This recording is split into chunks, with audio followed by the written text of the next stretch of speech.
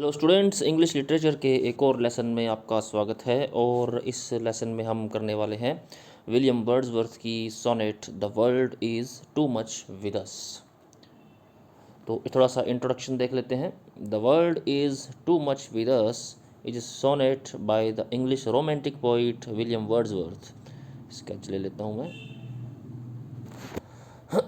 तो English romantic poet हैं William Wordsworth, उनकी लिखी हुई सोनेट है। सोनेट आपको पता ही होगा, 14 लाइन की कविता जिसमें फिक्स राइम स्कीम होती है, तो उसको हम सोनेट बोलते हैं।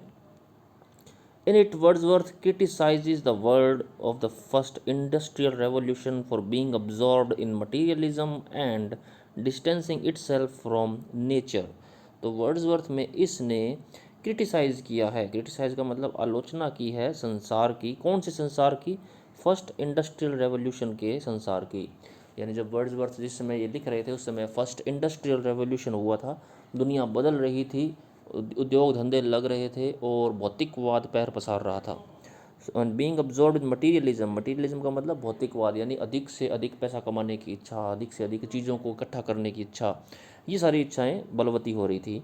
And distancing it self from nature, और आदमी नेचर से अपने आप को दूर कर रहा था। नेचर का मतलब है प्राकृतिक सुंदरता, नदियाँ, झरने, पेड़ पौधे, पक्षी, इन सब से वो दूर जा रहा था। एक बनावटी दुनिया में उसका शिफ्ट हो रहा था। कारखाने थे जिसमें मशीनें थी, बड़ी बड़ी विलासिता की चीज़ें थी। तो वर्ड्सवर्थ एक नेचर का बहुत बड़ा उपासक थे, नेचर के बहुत बड़े लवर थे, नेचर में ही सब कुछ, सारी खुशियाँ ढूंढते थे।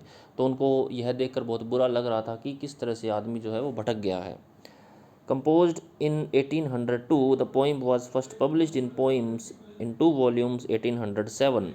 तो 1807 के अंदर ये पब्लिश हुई, यानी लिखी गई थी 1802 में, पब्लिश हुई 1807 में। Like most Italian sonnets, its 14 lines are written in iambic pentameter. तो 14 लाइन्स की कविता है, सोनेट 14 लाइन्स की होती है। ये इटालियन सोनेट है। इटालियन सोनेट होती है जिसमें 2 पार्ट्स होते हैं। 14 लाइन की तो होती है लेकिन 2 पार्ट्स होते हैं, शुरुआती 8 लाइनें और अंतिम 6 लाइनें। तो ऑक्टेव और सेस्टेट 2 भागों में बटी होती है। वो पहली 8 लाइनों को ऑक्टेव बोलते हैं और दूसरी 6 लाइनों को सेस्टेट बोलते हैं। तो उनको हम इटालियन सोनेट बोलते हैं इन 14 लाइन्स। और वो आयाम्बिक पेंटामीटर में लिखी हुई है ये लाइनें। आयाम्बिक पेंटामीटर के लिए मैंने एक लेसन बनाया हुआ है, आप मेरे चैनल पे देख सकते हैं, डिस्क्रिप्शन में आपको लिंक मिल जाएगा। आयाम्बिक पेंटामीटर क्या होते हैं।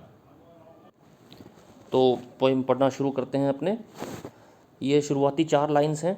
The world is too much with us, late and soon, getting and spending we lay waste our powers, little we see in nature that is ours, we have given our hearts away, sordid boon. तो सबसे पहले इसकी rhyme scheme देख लेते हैं। यहाँ पे ending word है सून, और ये मैच हो रहा है इस एंडिंग वर्ड से, बून से। तो अगर हम इसको ए बोलेंगे तो ये भी साउंड ए कहलाएगी। यहाँ पे दूसरी साउंड है पावर्स, पावर्स ये मैच कर रही है आवर्स से। तो अगर इसको हम बी बोलेंगे तो ये भी साउंड क्या हो गई, बी, क्योंकि एक जैसी हैं। तो अब इसकी रैम स्कीम आप देख सकते हो क्या हो गई है, A B B A. Okay, ये पहली 4 लाइनें हैं। चलो इनका मतलब देखते हैं। The world is too much with us, world हमारे साथ बहुत ज़्यादा है। यहाँ पे वर्ल्ड का मतलब है मटीरियलिस्टिक वर्ल्ड, वर्ल्डली सुख सुविधाएँ, सांसारिक सुख सुविधाएँ, सांसारिक मोह। और ये जो नई नई खोजें हो रही थी, तरह तरह की मशीनें, विलासिता की चीज़ें आ रही थी, ये वर्ल्ड उस सेंस में यूज़ किया है, आम संसार नहीं, वो संसार जो भौतिकवाद का संसार है। यानी इसको आप भौतिकवाद पढ़ सकते हो कि भौतिकवाद हमारे साथ बहुत ज़्यादा है। लेट एंड सून का मतलब है हमेशा से। लेट एंड सून, नीचे देखिए लेट एंड सून का मैंने लिखा है। It could mean sooner or later, और it could mean we have done this recently in the past, भी पहले भी कर रहे थे और अब भी कर रहे हैं। यानी हमेशा, लोग हमेशा से जो है वर्ल्ड, जो ये मटीरियलिज्म है इसके साथ रहे हैं। यानी world is too much with अस, ये जो प्राकृतिक आर्टिफिशियल वर्ल्ड है हमेशा से हमारे साथ है। Getting and spending we lay waste our powers. Getting का मतलब कमाना और स्पेंडिंग का मतलब खर्च कर देना। यानी हम ज़्यादा से ज़्यादा कमाना चाहते हैं, ज़्यादा से ज़्यादा खर्च करना चाहते हैं, यानी विलासिता में जीना चाहते हैं। तो गेटिंग एंड स्पेंडिंग का मतलब ये हो गया। We lay waste our powers, तो इसी में हम अपनी सारी पावर्स को वेस्ट कर रहे हैं, कमाने में, खर्चने में। ज़िंदगी का जो असली आनंद है उसको हम भूल बैठे हैं। Little we see in nature that is ours, और जो रियल में हमारा है जी, जो रियल में हमारे लिए आनंददायक चीज़ें हैं उनको तो हम देखते ही नहीं हैं। लिटिल वी सी, हम बहुत ही कम देखते हैं नेचर के अंदर वो चीज़ें जो वास्तव में हमारी हैं। यानी वर्ड्सवर्थ के हिसाब से नेचर ही सब कुछ है, नेचर के अंदर ही आदमी को सच्चा सुख मिल सकता है। नेचर के फिनोमिनन हैं, जैसे बरसात हैं, बादल हैं, पक्षी हैं, पेड़ पौधे हैं, चारागाह है, हरियाली है, और माउंटेन्स हैं, झरने हैं, इन सब में अच्छा आनंद मिलता है। तो वर्ड्सवर्थ शिकायत कर रहा है, ये कंप्लेन के नोट में कर रहा है कि जो दुनिया के लोग हैं दुनियादारी में बहुत उलझे हुए हैं। We have given our hearts away a sordid boon. तो ये जो मटीरियलिज्म है इसको सॉर्डिड बून बोला गया है। ये जो भौतिकवाद प्रवेश कर गया है लोगों के दिलों के अंदर, अधिक से अधिक कमाना, खर्चना, तरह तरह की चीज़ें लाना, आर्टिफिशियल लाइफ जीना, शहरों में रहना, ये सारी चीज़ें एक सॉर्डिड बून है। बून तो बोला है लेकिन बून को सॉर्डिड बोला है। सॉर्डिड का मतलब घटिया, बहुत ही बेकार, नीच। और बून का अर्थ है वरदान। तो बून तो एक अच्छी चीज़ है और उस अच्छी चीज़ को सॉर्डिड एडजेक्टिव लगा दिया है, तो इस चीज़ को हम ऑक्सीमोरोन कहते हैं। जैसे अब मैं आपको ये कहूँ कि झूठा सच, झूठा सच, ऐसा सच जो झूठा हो, तो ये अपने आप में दो कॉन्ट्राडिक्टरी वर्ड हैं जिनको एक साथ फोर्स के साथ मैच कर दिया गया है। तो झूठा सच की तरह ही ये सॉर्डिड बून जो है एक ऑक्सीमोरोन का उदाहरण है। ये देखिए नोट्स में मैंने नीचे लिखा हुआ है। तो ये पहली 4 लाइनें हैं जिसके अंदर वर्ड्सवर्थ की टोन कंप्लेन करने की है। कंप्लेन कर रहा है लोगों से कि लोग सारे भौतिकवाद में उलझे जा रहे हैं। ओके, नेक्स्ट स्लाइड पे चलते हैं। The see that bears her bosom to the moon, the winds that will be howling at all hours and are upgathered now like sleeping flowers. For this, for everything, we are out of tune. So इसमें आप इसकी rhyme scheme देखिए। Moon match कर रहा है tune से और our match कर रहा है फ्लावर्स से। तो ए बी बी ये होगी थी। अब अगर मून को हम सी मानेंगे तो ये ट्यून हो जाएगी सी, और इसको अगर हम डी का नाम देंगे तो ये फ्लावर्स भी डी। तो इसकी जो राइम स्कीम हो गई वो होगी C D D C. Okay, इसका मतलब देख लेते हैं अभी अपने। द सी, समुद्र की बात कर रहा है। That bares her bosom to the moon, जो अपनी छाती को मून के समक्ष बेयर किया हुआ है, यानी प्रकट किया हुआ है। यानी जब हम समुद्र को देखते हैं तो समुद्र के ऊपर रात को चांद दिखाई देता है, तो ऐसा लगता है कि समुद्र ने अपना बोज़म यानी अपना जो सीना है वो चांद को अच्छे से दिखा रहा है वो। The winds that will be हाउलिंग at all hours, और विंड्स यानी जो हवाएं हैं जो ऑल आवर्स यानी हर समय, प्रत्येक समय हाउलिंग करती है। हाउलिंग का मतलब गुर्राती हैं, जैसे कुत्ते गुर्राते हैं वैसे हाउलिंग करती है। यानी जब तेज़ी से हवा चलती है, तूफान चलता है, तो इस तरह की आवाज़ आती है हाउलिंग की। And are up gathered now like sleeping flowers, लेकिन वो जो विंड जो कुछ विशेष समय में हाउलिंग करती चलती है, अब वो शांत है। अप गैदर्ड यानी एकदम शांत होकर के बैठी है। किसकी तरह? लाइक स्लीपिंग फ्लावर्स, जिस तरह से रात को फूल जो होते हैं वो सो जाते हैं, उनकी तरह से हवा जो है अब अप गैदर्ड होकर के बैठी हुई है।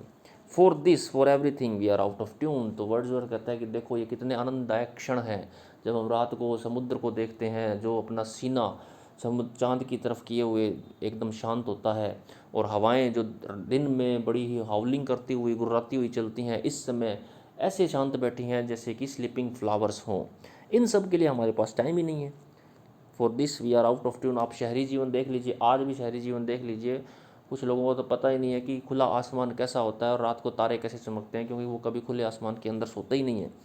तो ये हाल तो वहाँ पे वर्ड्सवर्थ ने इस हाल को वहीं नोट कर लिया था आज से 200 साल पहले ही। तो इसके थोड़े इंपॉर्टेंट पॉइंट्स हैं। Personification of sea and wind, आप यहाँ देखिए। Sea that bares her bosom to the moon. अब बोजम किसका होता है? आदमी का होता है, इंसान का होता है। यहाँ पे सी का बज़म बोला है तो इसका मतलब यहाँ मानवीय गुण दे दिए गए हैं इसको। तो sea that bares her bosom to the moon, इसका मतलब यहाँ पे पर्सोनिफिकेशन किया गया है। विंड्स का भी पर्सोनिफिकेशन किया गया है। विंड्स हाउलिंग करती है, यानी जानवरों की क्वालिटी इसको दे दी गई एक तरीके से, गुर्राती हैं विंड्स। और यहाँ पे लाइक का यूज़ हुआ है, लाइक स्लीपिंग फ्लावर्स, तो इसको हम बोलते हैं सिमिली। जब भी हम किसी चीज़ की कोई तुलना करते हैं और लाइक और एज जैसे शब्द का यूज़ करके तुलना करते हैं तो वो सिमिली होती है।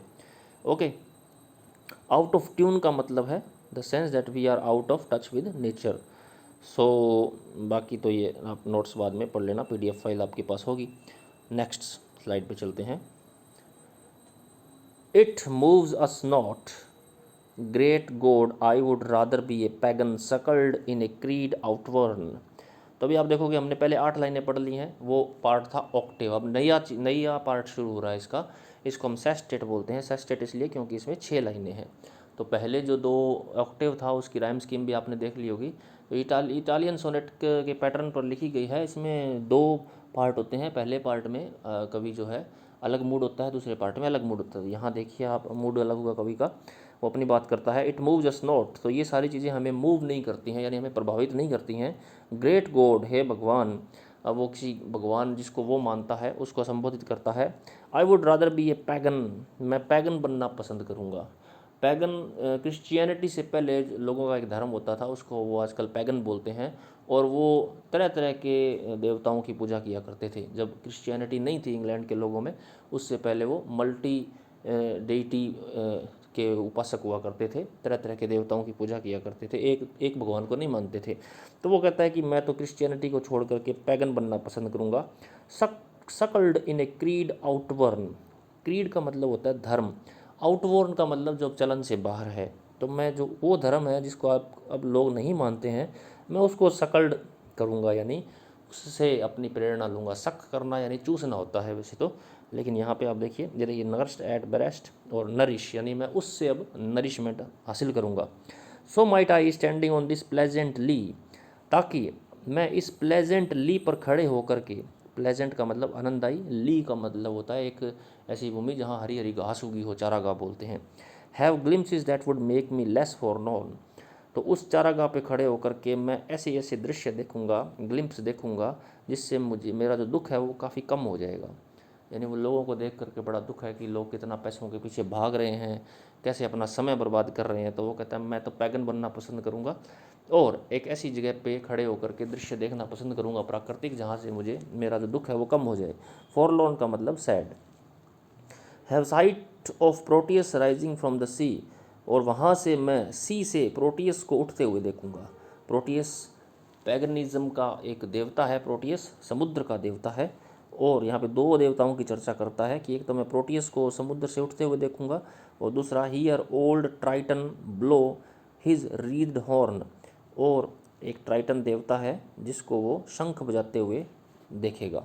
ब्लो का मतलब बजाना, रीड हॉर्न का मतलब है गूंथा हुआ एक प्रकार का म्यूजिकल इंस्ट्रूमेंट जो है शंख। ओके, तो नीचे देखिए आप, ये आपके लिए इंपॉर्टेंट है। प्रोटियस की बात इसने की है, तो ग्रीक माइथोलॉजी का गॉड है, सी गॉड है, वो समुद्र का देवता है। और उसके अंदर एबिलिटी है टू प्रोफेसाइज द फ्यूचर, वो फ्यूचर को बता सकता है, भविष्यवाणी कर सकता है। तो modern world protean means variable और changing a lot comes from his name.